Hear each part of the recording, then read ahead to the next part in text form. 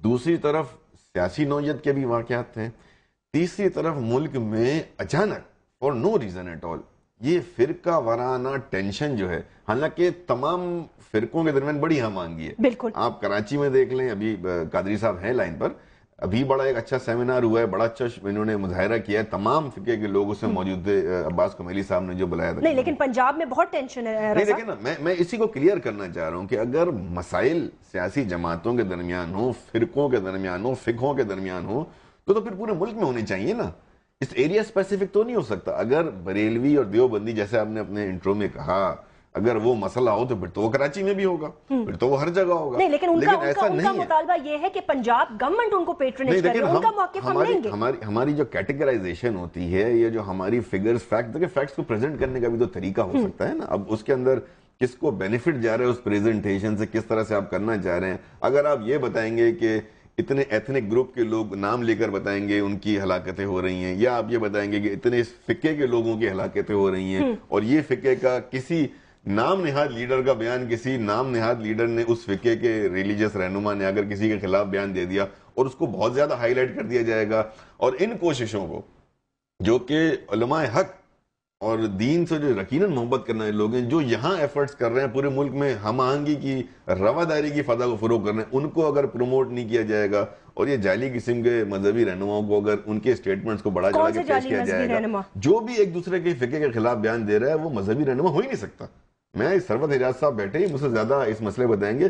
کوئی یہاں سندھ میں تو اتنا نہیں ہو رہا نا، پنجاب میں تو بہت ہو رہا ہے بھائی. داتا دربار کے بعد تو دیکھیں نا، فضل کریم صاحب ہیں، اشرفی صاحب ہیں، ان سب کے آپس میں باقاعدہ طور پر میں نے ایکچولی پروگرامز میں بھی دیکھا ہے، انہوں نے بڑے سخت بیانات دیے ہیں. میں تو یہ جانتا ہوں کہ کوئی بھی انسانیت ہی ایک بڑی چیز ہے، لیکن چلیں کوئی بھی مسلمان، ایک فقے کا مسلمان کسی دوسرے مسلمان کے لیے ایسی بات نہیں کر سکتا. لیکن وہ کر رہے ہیں. اینی وے مجھے خالی یہ پھر وہ رہنما نہیں ہے، پھر وہ رہنما نہیں ہے. میں نام نہیں لینا چاہتا، مجھے نہیں پتا کون سے اسٹیٹمنٹ کی طرف اشارہ دیا جا رہا ہے. بھائی دیکھیں ڈون میں آج اخبار میں بڑی سٹوری لگی ہے کہ Punjab elders are warning the government of Punjab. انہوں نے باقاعدہ کہا ہے کہ سنی اتحاد کاؤنسل جو ہے وہ اگنائٹ کر رہا ہے sectarian violence in the country. Elders of Deoband school have thought کہ پنجاب حکومت ان کی پیٹرنیج کر رہی ہے، اور بریلوی اسکول آف تھاٹس اور دیوبندی کے اندر باقاعدہ طور سے اختلاف رائے پیدا ہوتا ہے. دیکھیں یہ تو ایک رپورٹنگ ہے نا، کسی کا اسٹیٹمنٹ تو نہیں. اسٹیٹمنٹس ہے سر، میں اسٹیٹمنٹس پہ، بلکہ جن کی اسٹیٹمنٹس ہیں وہ ہمارے ساتھ آج لائن پر لیں. خدا کے واسطے ان سے پوچھیں کہ بھائی یہ جو فرقہ وارانہ ہم آہنگی ہے، جو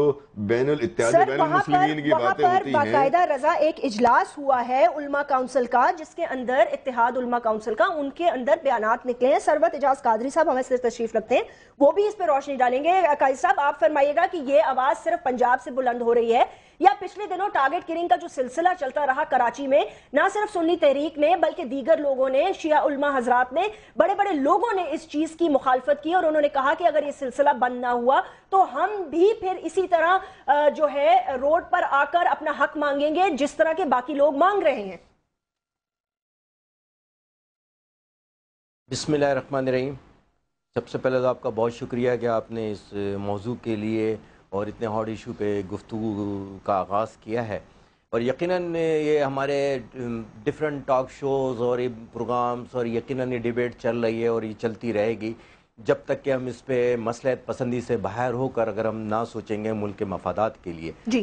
اور جو موجودہ ٹارگٹ کلنگ ہے، اس کا جو بنیادی مقصد دکھائی دیتا ہے وہ یہ ہے کہ پاکستان میں جو عوام کی جو سیاست کرتے ہیں، جو جمہوری سیاست کرتے ہیں، جو نظریاتی سیاست کرتے ہیں، جو جمہوری سوچ رکھتے ہیں، وہ ان کو جو جوڑنے کی کوشش کرتے ہیں ان کو ختم کیا جائے اور غیر جمہوری بنایا جائے. جس کی اہم دلیل اس وقت میں بلوچستان کے جو نظریاتی سیاست کرنے والے بی این پی کے جو عظیم رہنما تھے، جن کو حبیب جعلی بلوچ صاحب کو جو شہید کیا گیا دن دہاڑے، یقیناً سنی تحریک جو ہے وہ یہ سمجھتی ہے کہ سیاست میں آمرانہ اقتدار، بیرونی سرمایہ، مفادات نے کراچی سمیت ملک کی سیاسی بصیرت کو ٹارگٹ کلنگ کے ذریعے قتل کرنے کا جو بازار گرم کر رکھا ہے.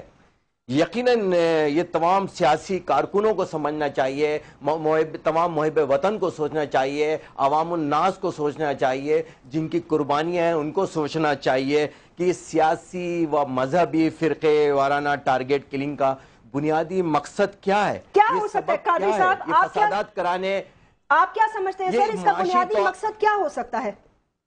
یہ ہے کہ سیاسی ماحول کو خراب کیا جائے، جمہوری ماحول کو خراب کیا جائے اور معاشی طور پر بدحال کیا جائے تاکہ ہمارے باہر بیٹھے ہوئے لوگوں کو فائدہ ہو، ان لوگوں کو اس کا بینیفٹ ملے گا اور یقیناً وہ اس ملک کے جو فنڈز ہیں جو دیتے ہیں، فنڈ ریلیز کرتے ہیں، ان کو زیادہ وہ فنڈ ان کے یوٹیلائز ہوں گے۔ یقیناً یہ وہ سرمایہ دار سوچ ہے، وہ جاگیردار و وڈیرانہ سوچ ہے، جو مفاد پرستوں کی سوچ ہے۔ مفاد پرستوں کو جو دیکھیں نا، مفاد پرستوں کا صاحب ایک بہت بڑا لفظ ہے نا۔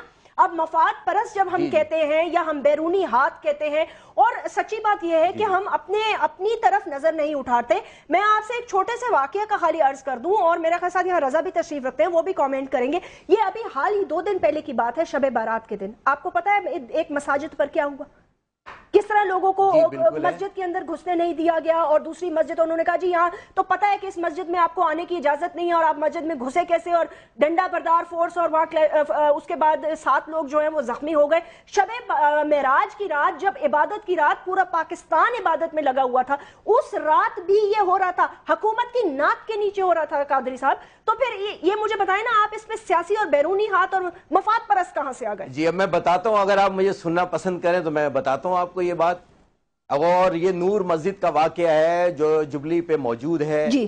اور ایک بات جو سب سے اہم ہے، اس کے اندر شب معراج کے سلسلے میں محفل نعت ہو رہی تھی، بے شک باقاعدہ تالے لگا کر، دروازے بند کر فائرنگ کی گئی، ہنگامہ کیا گیا، پولیس اور رینجرز پہنچی ہے، رینجرز نے اس میں آپریشن کیا ہے، اور جو بلاد کر رہے تھے، جو ناز شریف جو رات گزار رہے تھے، جو اللہ اور اس کے رسول کی رضا کے لیے اندر موجود تھے، ان کے اوپر ڈائریکٹ فائرنگ کی گئی ہے۔ 8 آدمی ہمارے سنی عوام اہل سنت کے شہید ہوئے ہیں، زخمی ہوئے ہیں، اور اس میں جو 33 دہشت گرد گرفتار ہوئے ہیں 33 اسلحہ سمیت، رینجرز اور پولیس نے آپریشن کر کے گرفتار کیا ہے۔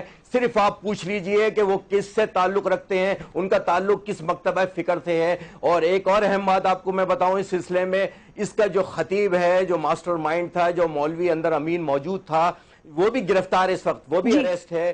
جو سلیم بھائی کی شہادت کے اندر ارشد پول کا جو جس کی گن مین کی گولی سے جو ایک بندہ ان کا مرا تھا، ارشد پول کا، جس کا نام ہے، وہ جو فائرنگ کر رہا تھا، قادری صاحب کون تھا جو فائرنگ کر رہا تھا؟ اور اس طرح یہ سب سپہ صحابہ کے سپہ صحابہ کلدم تنظیم کے دہشت گرد تھے، کلدم تنظیم کی ہیں۔ رینجرز نے اسلحہ ریکور کیا ہے، ہم اتنے عرصے سے کہہ رہے ہیں، اور بلکہ پنجاب کے اندر بھی آپ نے دیکھا کہ آج اپنے چند ووٹوں کے خاطر، اپنے مفادات کے خاطر ہم اپنے گاڑیوں میں لے کے گھوم رہے ہیں، مصلحت پسندی کا شکار ہیں، ملکی مفادات کو ایک طرف رکھ دیا گیا ہے، ملکی مفادات کو ہمیں ترجیح دینی ہوگی، مصلحت پسندی سے باہر آ کر ہمیں فیصلہ کرنا ہوگا۔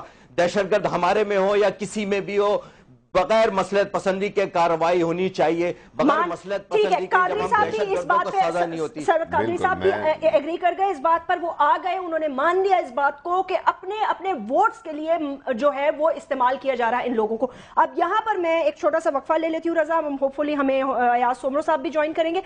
سپہ صحابہ اور بینڈ آرگنائزیشنز کو کون سی پولیٹیکل پارٹیز پیٹرنائز کر رہی ہیں، کون ان کے ووٹ پر سیاست کر رہا ہے، اور اگر کر رہا ہے تو آپ لوگ ان کو بے نقاب کیوں نہیں کرتے؟ Because you are also part of the government. After this break